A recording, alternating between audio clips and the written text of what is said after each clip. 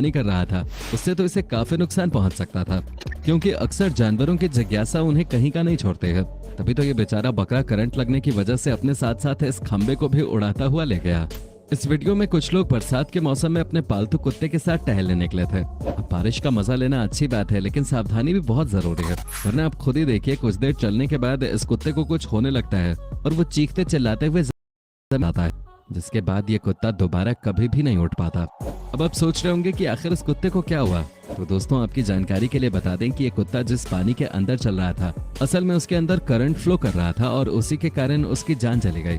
और कुत्ते की हालत देखकर सभी ये समझ गए कि आगे खतरा है, इसलिए किसी ने भी कुत्ते के पास जाने की हिम्मत नहीं दिखाई। और कुत्ते की मौत का दुख होने के साथ साथ उन्हें ये भी खुशी थी कि इस कुत्ते ने आगे चलने की पहल करके उन्हें मौत के मुंह में जाने से बचा लिया। ये तो हमने आपको पहले ही बताया है कि ज्यादातर बंदर ही तेज करंट का शिकार होते हैं, और इस बात का जीता जागता नमूना आप यहाँ देख सकते हैं। ये बंदर सामने मौजूद तारों के ऊपर काफी देर से लटका हुआ है, परंतु ये बंदर कोई शरारत नहीं कर रहा है, बल्कि ये करंट लगने की वजह से यहाँ पे इस तरह लटका हुआ है, क्योंकि तेज बिजली का झटका लगने के कारण ये बंदर इन तारों से चिपक के रह गया। और सबसे ज्यादा झटका तो तब लगता है जब ये बंदर काफी देर तक तार में चिपके रहने के बाद धड़ाम से नीचे गिर जाता है।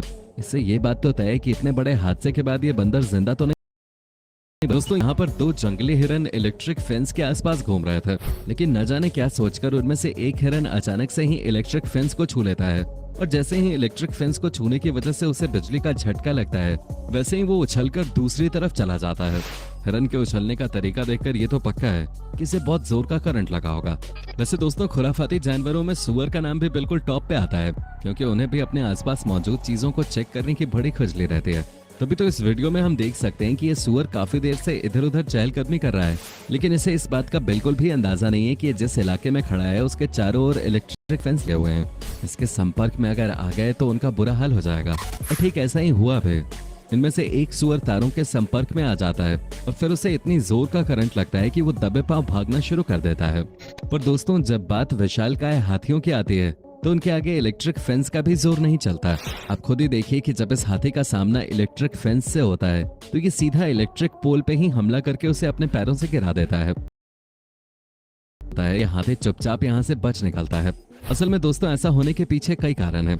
इलेक्ट्रिक फेंस के अंदर उतना ही करंट मौजूद होता है जितने में इंसानों और जानवरों को जोरदार झटका लगे लेकिन उनकी जान न जाए, और हाथी जैसे विशालकाय जानवर को झटका पहुंचाने के लिए इलेक्ट्रिक फेंस में मौजूद इलेक्ट्रिसिटी काफी नहीं है। तभी तो ये हाथी बड़े शान से आगे बढ़ गया।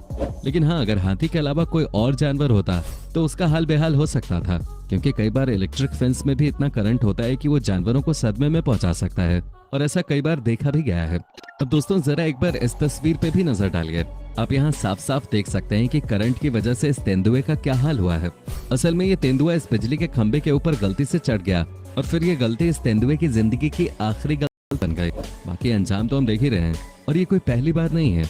कई बार खतरनाक जानवर भी हम इंसानों द्वारा तैयार की गई बिजली का शिकार होकर इस दुनिया को छोड़कर जाने पे मजबूर हो जाते हैं, क्योंकि उन्हें तो ये भी पता नहीं है कि जिन चीजों पे वो चल रहे हैं या उन्हें छू रहे हैं वो कितनी घातक है, और न ही इनका इलेक्ट्रिसिटी या फिर मॉडर्न साइंस जैसी चीजों से कोई लेना देना है। जानवर प्रकृति से होते हैं। ऐसे में हमें ये ध्यान रखना चाहिए कि जिन चीजों को हम बनाकर तैयार कर रहे हैं वो भले ही हमें फायदा ना दें, लेकिन हाँ उससे किसी भी दूसरे को नुकसान नहीं होना चाहिए, और अगर इस तरह का नुकसान हो रहा है तो उनके प्रोटेक्शन